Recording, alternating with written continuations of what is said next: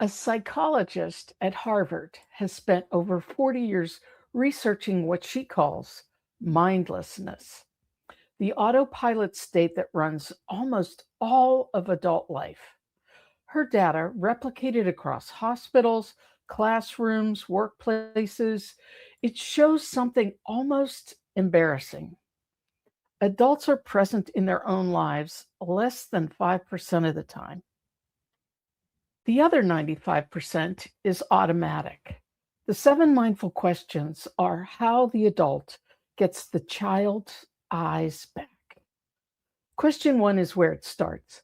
Welcome back. I'm Dr. Lisa, and this is Science Back, Soul Supported.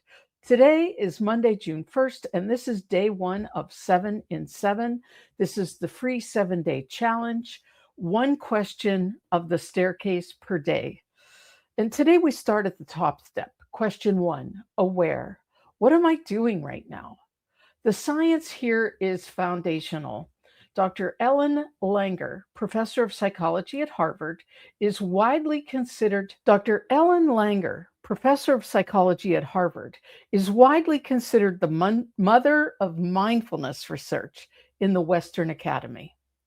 Her 1989 book, simply titled Mindfulness, sold over 1 million copies and launched 4 decades of empirical work on what she calls mindlessness, the autopilot state that runs almost all of adults' life. Langer's studies, replicated across hospitals, classrooms, nursing homes, and workplaces, they show something almost embarrassing. Adults are present in their own lives less than 5% of the time, but the other 95% is those automatic habits that we discussed. Routines, scripts, reflexes, the mind running that old recording while the body goes through the motions of life. We said, we wanted. What's astonishing is what changes when we step out of that. Langer's most famous study, the 1979 counterclockwise experiments, placed elderly men in a retreat designed to look exactly like 19 years earlier. Same magazines on the table, same furniture, same radio shows playing in the background. The men were instructed not to reminisce, but to live as if it were 1959. After 5 days, multiple objective measures of biological aging, eyesight, dexterity, posture, memory, reversed. The men got measurably younger. 5 days of present moment awareness. This is the power of getting off autopilot. Now, here is where question one comes in. The entire 7 mindful questions framework began for me on a day in 2014 when I was peeling carrots in my kitchen.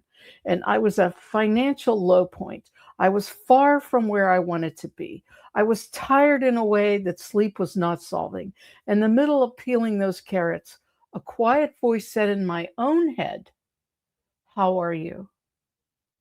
Not in the polite small talk way, in the way that stops you mid-task. And frankly, I was rather irritated.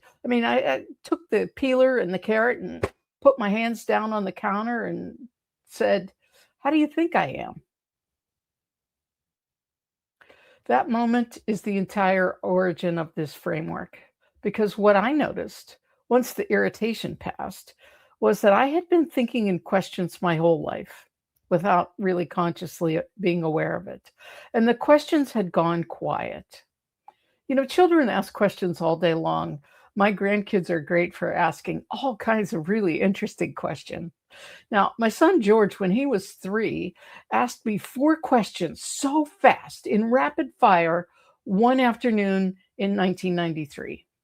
And they were, why is the sky blue? What is steel made of? What makes wood strong? Why don't clouds fall down? I had no answers. He said them 4 in a row just like that. But what I did have was awe.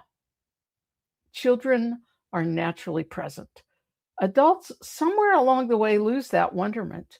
The questions go underground. The carrot peeling brought one of mine back to the surface. Edward Hodnett, in The Art of Problem Solving, wrote, "If you don't ask the right questions, you don't get the right answers. Asking questions is the ABC of diagnosis. Only the inquiring mind solves problems. He didn't know at that time he was writing my acronym. I'm aware because I care. 3 steps down, A, B, C. Aware because care. Question 1 is the A. It's awareness. It cracks open the door to mindfulness. The Langer research says less than 5% of your day is present. The carrot peeling says less than that for me until that moment in the kitchen. Question 1 is the question that puts the peeler down. It's the first interruption of the autopilot. It's the moment of recognition. Now, it doesn't ask you to fix anything, and it doesn't ask you to optimize anything. It simply asks you, what am I doing right now? Look at it, name it, say it out loud. Is the day happening to you, or are you happening to the day? Question 1 is how you start telling the difference. Now, here's today's challenge. 3 times today, mid-task, stop and ask out loud or in your head, what am I doing right now? And don't try to fix it, optimize it. Just notice. Notice whether what you said you were doing matches what you were actually doing.